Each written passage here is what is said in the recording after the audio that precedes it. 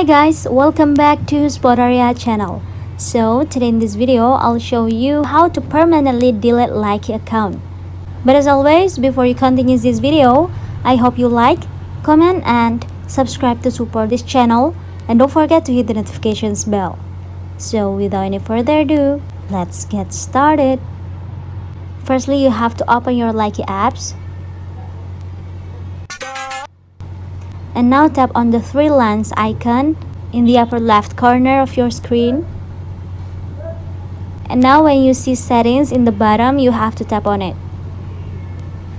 After that, in the settings page, the first option is account. And again, you have to tap on it.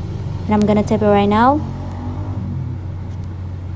Now you will see the delete account option. Just go ahead. And in this page, to continue, you have to enter your password first. If you're done, tap on next button. And on this page, you have to tap on continue in the bottom. Tap in the bottom section here until there are checklists. And next, go ahead to delete button. And in this pop-up, tap on confirm deletion.